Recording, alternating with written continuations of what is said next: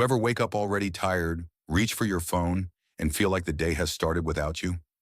One glance at a message, one headline, one scroll, and suddenly the morning is gone. The whole day becomes rush, noise, small stress, a little guilt, more scrolling, and then sleep. Repeat. And after a while, a quiet question starts following you around. Am I actually living this life or just replaying the same day with different details? Here's the truth. Most people are not stuck because they lack ambition. They are stuck because their days are being run by autopilot. This video is about the small interruptions that bring you back into your own life. Not a reinvention, not a total reset, just practical shifts that protect your attention, your energy, and your sense of self. And stay until the end, because the last shift is the simplest one, and it changes how the rest of the day feels. Habit 1. Let nothing speak before you do.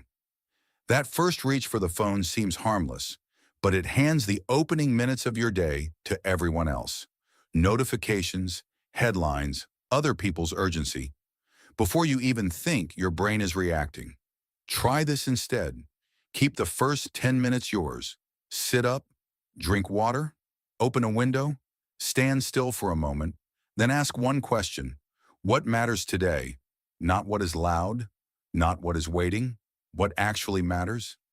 That tiny pause changes the tone of the whole morning. It tells your mind, I am here first. And that feeling of being here on purpose is often enough to make the day feel less scattered. Habit 2. Move before the fog settles. A lot of people think they are lazy when they are really just mentally stuck. The body gets still, the mind gets heavy, and starting anything feels strangely expensive. You do not need a full workout. You need a reset. Walk for 2 minutes, stretch beside your desk, take the stairs, do a few slow push-ups, anything that changes your state. Why does this work? Because motion breaks the spell. It tells your nervous system that the moment is not permanent. Breath changes, blood moves, the mind gets a little less sticky, and suddenly starting feels less like a battle and more like a next step. Habit 3. Protect one clean hour. Modern life fragments, attention by default, tabs, pings, half-finished thoughts, the constant urge to check, switch, and skim. It feels busy, but it leaves your mind exhausted. So choose 1 hour and make it clean. No notifications, no background scrolling, no task hopping, just one thing given your full attention. You will probably notice something surprising. Your mind gets quieter when it is not being pulled in 5 directions. One focused hour can do more for your confidence than a whole day of half attention because it gives you proof that you can finish. And proof changes identity. Habit 4. Stop borrowing stress from tomorrow. A broken morning often starts the night before.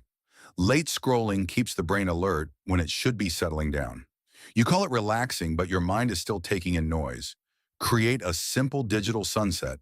Pick a time when your phone stops being the center of the room. Then replace the last hour with something that lowers the volume. Read a few pages. Write down tomorrow's first task.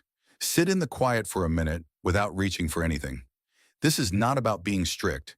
It is about protecting recovery, because the evening you choose tonight becomes the morning you wake into. Habit 5. Clear one small space. Your environment is shaping your behavior all day long. A cluttered desk invites distraction.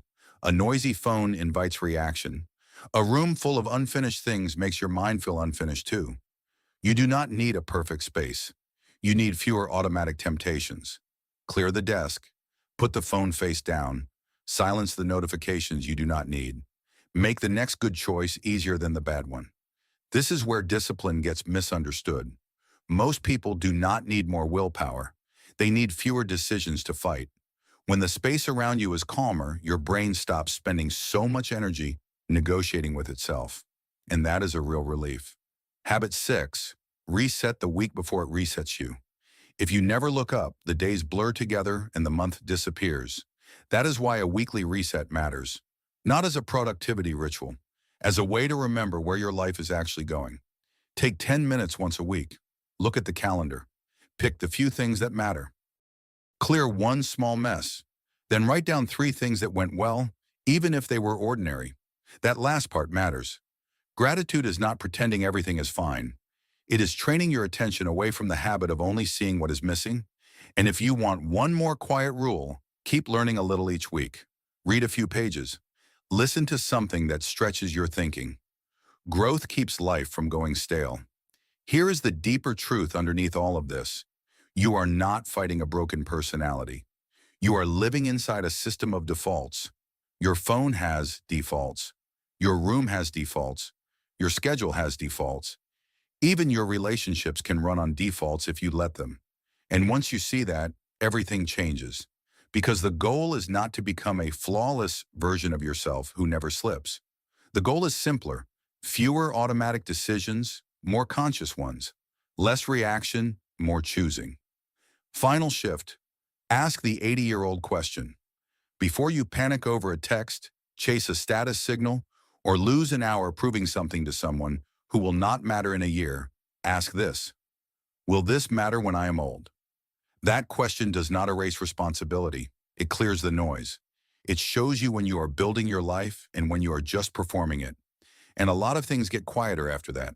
The comparison, the urge to keep checking, the pressure to be everywhere at once. Time has a way of putting everything back in proportion. If you could sit with your future self for 1 minute, they would probably not ask why you were not busier.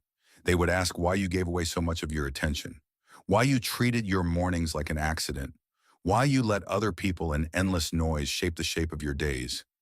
Because that is what autopilot really does. It does not just waste time.